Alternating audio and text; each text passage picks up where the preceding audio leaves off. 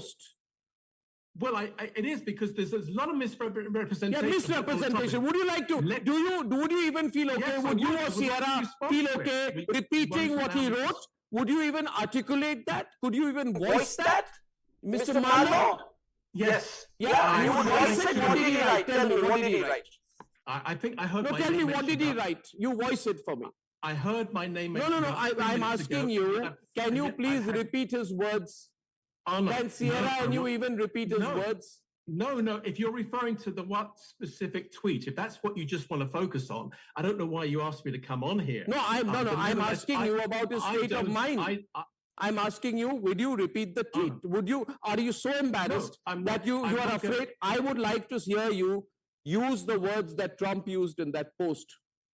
Well, you're not going to hear that from me. Why did he write that? What did he write? Either you allow me to speak. No, what is that? What is that social media post? Mr. Marlowe, what is that social media post?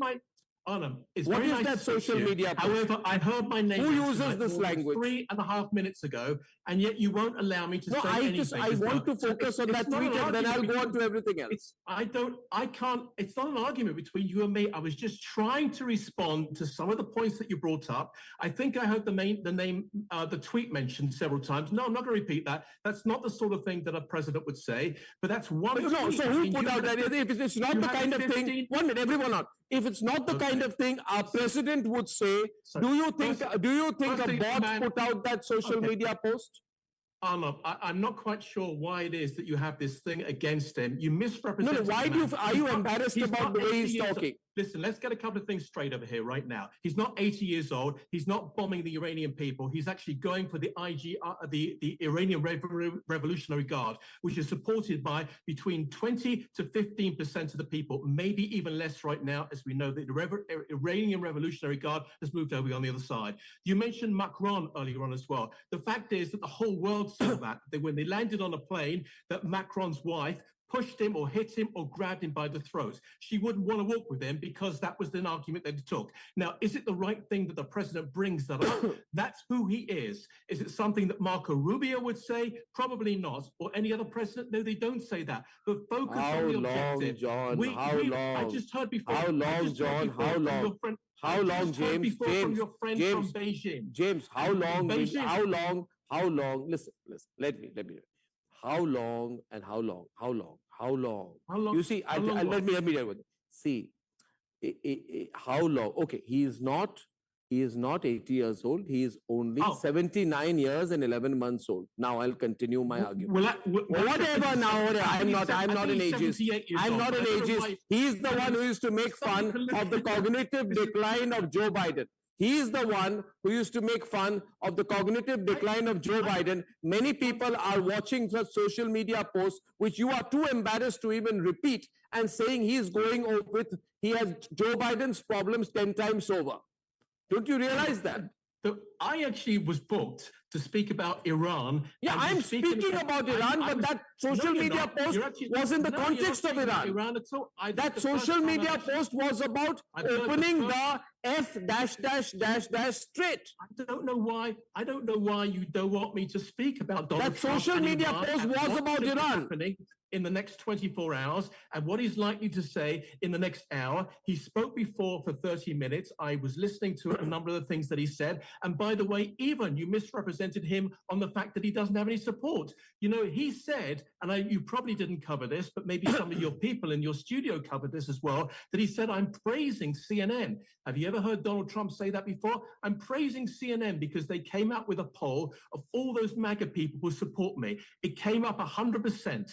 CNN stand by that. 100% of the MAGA supporters, which he says is 95% of the Republican Party. So I'm sorry, but you're talking absolute nonsense, Arnab. I'll say that word to you. He has the support. Repeat his social media post to me once. Excuse me? Repeat his social media post to me once. Perhaps there is a problem on the line and that you're not hearing very well. But I'm sorry, maybe you're not understanding what I'm trying to say out here. Everybody in the world, see, why don't you understand, James? James, listen. James, listen. This attempt at making Donald Trump look like a cowboy has failed. America has failed. America has failed. He has just said, see, James, you may be an inveterate loyalist, and I admire you for being a loyalist. There are very few people like you left anymore who will defend Donald Trump and his language till the end of the world. Maybe you will even defend the way he speaks about women. Maybe you'll even defend the way he speaks about women. Maybe I don't want to repeat what he was caught on record and on tape talking about women, but I'm not talking about that. I'm saying in the specific context, Sierra, unlike the argument that you guys have been making out, Donald Trump, I just saw him there, about 10 meters away from an Easter bunny, standing and saying the following: I would have liked to stay in Iran, but the people of America want us to come back. That Sierra is saying, I'm being told by the people of America to get out of Iran. This is a situation I cannot control anymore. There is no Strait of Hormuz talk. There is no Kharg Island talk. There is no nuclear enriched uranium talk. It is all about, I need to get out of Iran. This was absolutely not the language 5 days back. Well, okay, first of all, President Trump is a kind of a sarcastic personality, as you've been talking about on your show. So those type of things, when he says, I would have liked to stay in Iran, but I guess I got to come back, you know, part of that is sarcasm. There is some truth to the fact that the American people don't want this war to go on forever. But I think that President Trump has so far stuck to his timeline, where he has said, this is what I'm going to do, then this is how long it's going to take. And right now we're in the phase where we could see a deal. And I think that that's because President Trump hasn't backed down from the Iranians. And, you know, Arnab, you're talking about the post. You know, it's not something I would say, but I'm not dealing with a nuclear-armed Iran. And President Trump is. It's not something you would say, but it's all right. You see, that's the way people talk nowadays, and that's the way to get things done, right? Well, I'm just saying that President Trump has been going back and forth with why is it not the language that you would use and Trump uses? Because I'm not dealing with a nuclear-armed Iran that won't negotiate and that is being unreasonable to the point that they're going to have, you know, their country destroyed. I mean, for the man to express a little frustration, it's got to be expected. You say to them, open the F -- straight, you crazy bastards. That is the language of the White House nowadays. Well, no, I don't think it's the language of the White House. You see, this is now that everybody is saying, and you have intellectuals like Pete Hegseth who say that there are no rules of engagement anymore. They are just stupid. Everything except Pete Hegseth and Donald Trump is stupid.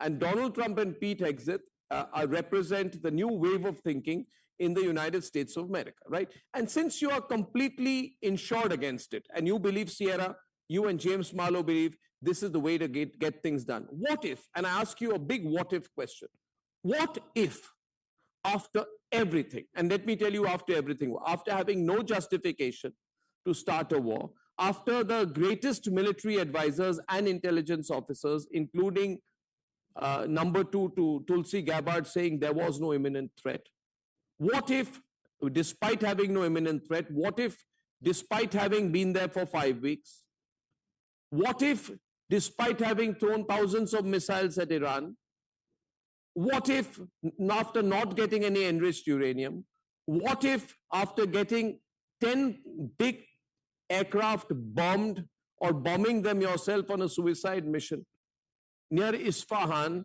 a couple of days back, what if, without any boots on the ground, what if, without being able to get Kharg Island or any island, right? What if, not having been able to deploy the Marines, what if, having been forced to push the Marines way out into the sea, the only real achievement of America, Sierra, the only real achievement of America is the kind of language that your president uses. The only thing that distinguishes America today is a president who says to another country and its leadership, and therefore to people around the world, open the F -- straight, you crazy bastards. If that is your achievement, no, I'm sorry. What besides that? What have you achieved? At some point, see, all of this stops being cool. Let me tell you, it's cool as long as you are there. Let me tell you also one more thing. The moment you get out of there, and Terry, I've been a great supporter of Israel in the past, but let me tell you, you guys are going to have to handle the mess after Donald Trump goes away. Donald Trump is leaving. America is leaving. You can encourage him. Netanyahu can come on air 25 times more saying, my brother, Donald, well done. I'm so proud of you, Donald. It's not going to help at all. Donald is in trouble. He's getting out of there. What has been achieved? Tell me the tangible achievement today. He's unwilling to talk about uranium. He's unwilling to talk about Hormuz. He's unwilling to talk about Karg Island. He's just saying, I need to get out of there because the American people have told me I'm going to get out of there. What has been achieved? Fine. Number one, just this whole language issue. I would not speak like that. I don't think it's right for a president to speak like that. You wouldn't hear the Prime Minister of Israel speaking like that. And just because he speaks like that, it doesn't mean that I justify it. That's the way he speaks. I don't like it, and I wouldn't say it. I wouldn't say it in front of my children. And when he was running for president, he spoke like that. I wouldn't accept speech like that. But he said it, and there's nothing we can do. That doesn't mean that everything else that he's doing is wrong because he spoke like that. No, so what is he doing tomorrow? He's bombing the bridges. He's bombing the bridges. When he says, I'm bombing the bridges on Tuesday, I'm bombing the power plants on Tuesday, what is he doing? Listen, the fact that the Iranians were claiming that the rescue mission was actually something else to get rid of the uranium shows that they have the uranium. They're still trying to hide it, and the Americans are going after it. I'm sorry, but Trump said on Tuesday or Wednesday, I don't care where the uranium is. But this is a man who has a plan at war. But he said he got the uranium in July 2025. Yeah. You understand war. I don't know. He said he made an announcement. He made an announcement that I have got my uranium. I fixed the problem. They will never have uranium. They will never have a nuclear bomb. He said that in June last year. No, he didn't say that. He didn't say that. The Americans sent their leading general to be at a certain point of the British coast, on the very eastern point of in order to confuse the Nazis that the attack into Europe would be from there. And in the end, they came from Normandy. During war, people use lots of different methods in order to confuse the enemy. This is real war. He's trying to get the Gulf states involved. He's trying to get the uranium. He's trying to get hold of Iranian oil, and he's trying to change the regime. He's doing many things in the process. Some you'll like, some you don't know. But that is what he is trying to do, and he has made a lot of progress in that so far. Has he finished anything? No, but has progress been made? Yes. So what is going to happen now? See, the thing is, I'm not asking for two. I'm saying, General Bakshi, can I bring you into the conversation? See, the thing is this, that all we are asking tonight, and I have no bone to pick in this crazy fight, but what is he got? He says the Saudi prince is kissing my ass. He says, open the F-Strait. And then he says, you crazy bastards. And then he goes on this unhinged rant. At the end of the day, it's all right. I think you guys find him very entertaining. You think America is getting a great reputation. We are macho country. We are a macho country and all that kind of stuff is going on right now. Fine. I mean, this is the way the bromance will continue. What is the military tangible, General Bakshi? If he gets out now, he says the American people want me to come back, General Bakshi. What does he come back with? Those American people who want him to come back, when they come back, aren't they going to ask him, what did we get? What did you get, Donald? What is he then going to say? Arnab, the answer is a simple military word, sweet Fanny Adams, Foxtrot Alpha. You see, the simple thing is their set of 15 demands on Iran was hand over the enriched nuclear uranium. Not 1 gram of it has changed hands so far. Branding. You will not have missiles of more than 500 kilometers range. Nothing of that sort has happened. Yesterday and today, missiles rained on Tel Aviv, Haifa. Cluster munitions burst over Haifa and set the entire refinery on fire. White House. The Hezbollah is firing into northern Iran. The Houthis are joining in. He said, open the Foxtrot Strait, the Straits of Hormuz. It is as shut as it possibly is. And he says, otherwise, I'll bomb you back to the Stone Age. And Iran has told him, you do that, we will destroy every infrastructure of oil and gas and water salination plants in the Gulf countries. Number one, we will block the Straits of Hormuz. 22% of the world's oil comes from the Straits of Hormuz, and another 12% comes from the Red Sea, the Bab al-Mandeb Straits. 32% of the world's oil off the table. That is what you have achieved. Every single economy, including the Indian economy, hit. That is your achievement, Donald Trump's achievement, Arnab. Okay. Our economy was, galloping at 7 to 8% growth per annum. Now, we've been brought down to 5.9 to 6.1%. Thank you, Donald. Thank you, Donald. You see, now, from the White House, we have Saurabh Shukla right now. Jalbakshi, for a moment, we got him linked up from the White House. He's going to be at that press conference. Tell me the atmosphere there. Yes, Saurabh, over to you. Behind me, there's a lot of noise here because this is a packed house today for the President Trump's briefing. In a short while, behind me, he's taking the podium. Clearly, there's a lot of expectation. I was speaking to some of the other journalists, part of the White House press corps, that what's the sense they are getting? My sense is, obviously, he will talk about the military operation that has happened to rescue the U.S. pilot, and obviously will talk about the other issues related to the war as well. He does take a lot of questions, as you know, at every briefing. I'm hoping to get one, but my sense, and I obviously want to ask him a couple of things that we have been discussing about, but my sense is it's going to be about the rescue of the pilot that the U.S. has done. That's being talked about as a big, I would say, a daring rescue operation that he and his supporters are talking about, because he realizes that it also, sends a message to his MAGA base that the war is, escalating. Yeah. Wanted to do. So this is. I'm giving you a sense, and I want to just show you.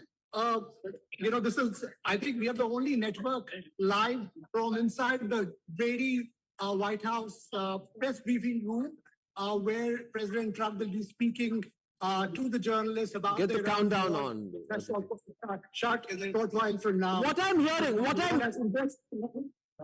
okay, if you see, I just want to panning you and getting you a sense of.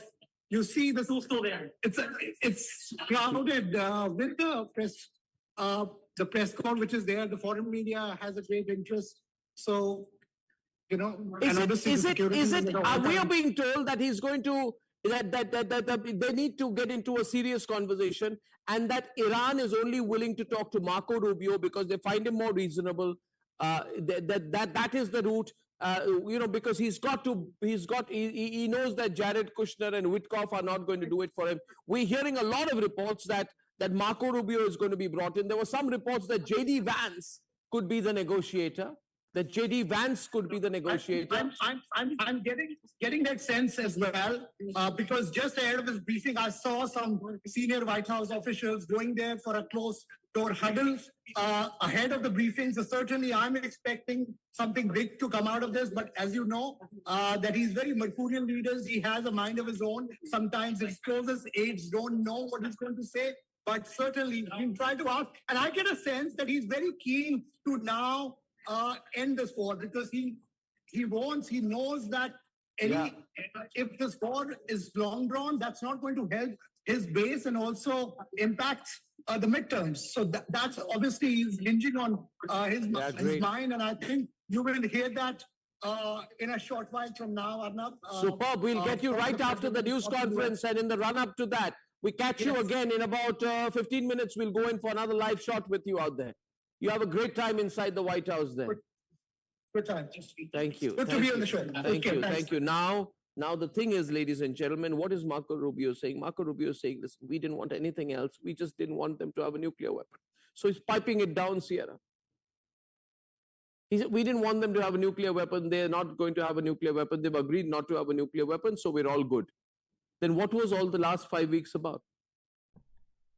Well, it was about the fact that they were not honoring, first of all, they were not honoring that. They kept saying that. They said that in the negotiations before the war started, and then they would go back on it and they would say, yeah, but we still want to have enriched uranium to weapons grade. So that was the piece of that that had to be resolved. I don't know if that has been. Again, they've said, okay, we won't have nuclear weapons. Well, are you going to stop enriching uranium to weapons grade or not? That's the question.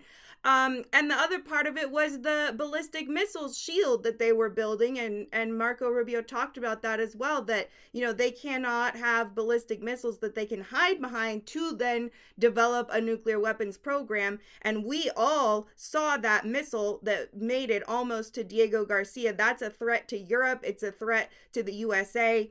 And so I'm sure that that is part of it as well. Sierra, don't be such a Trump loyalist, Sierra, that you are not going to address the question I'm asking you here. Let us be very logical. I appreciate your and James, especially James, I must say. He deserves an award for his unflinching and absolute loyalty to Trump. I think Trump needs to reward you with something, James. But NATO is broken. You have the same regime in Iran. There is no enriched uranium. Hormuz is shut. 20 warplanes have been lost. Europe is out of everything.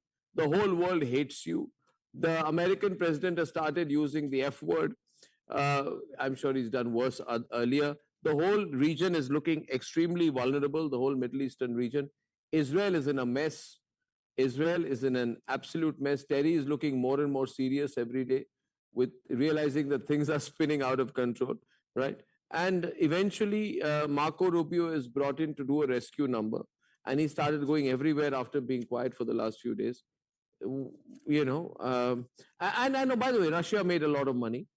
China has enjoyed every bit of this. S-400s have been sent down by Antonov aircraft by the Russians. There's a stronger strategic partnership between Russia and Iran.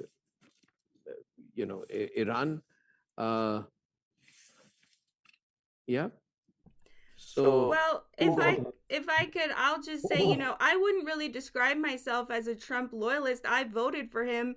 But I analyze things based on what is good for the security, what is good for my security. Sitting here in the United States of America, there are Iranian regime agents that came over under Biden's open border. So these are very real threats. And if we have a president who is just going to ignore it the way that Biden did, I felt very fearful under Biden. As looking at the foreign policy situation, talk about things spinning out of control. So, if President Trump, he's not always the most diplomatic guy, but I do believe that especially the military under him does have a much better control of these situations and these threats. And those are the things that I support and that I analyze.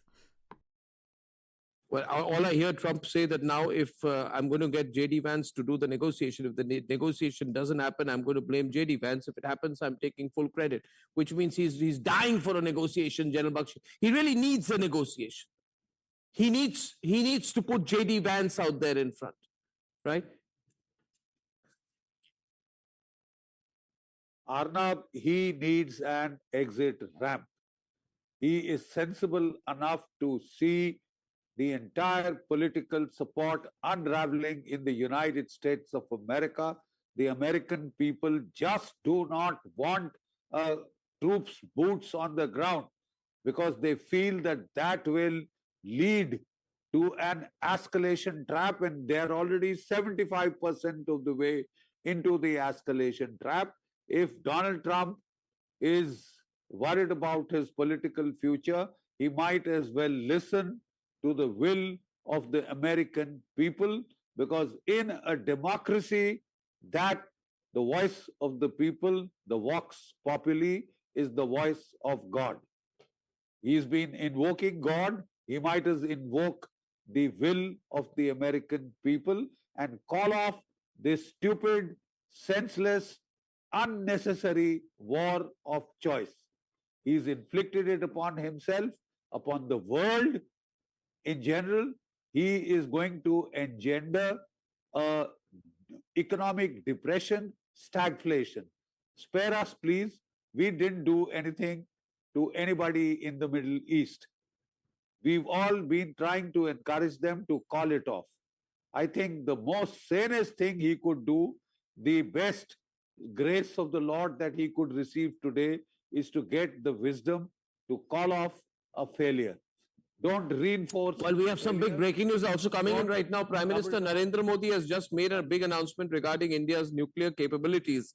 And this news message has just come out. The Prime Minister of India, Narendra Modi's message, very happy and proud to be reading it, where he says that today India takes a defining step in its civil nuclear journey, advancing to the second stage of India's nuclear program.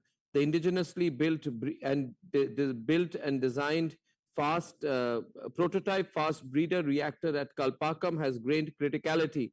This advanced reactor, nuclear reactor, capable of producing more fuel than it consumes, reflects the depth of our scientific ability and the strength of our engineering enterprise, a decisive step towards harnessing India's vast thorium reserves on the third stage of the program. A proud moment for India. Congratulations to all our scientists and engineers. We're going to be doing some analysis of this with some nuclear experts, but this is really what I can sense from this is that this is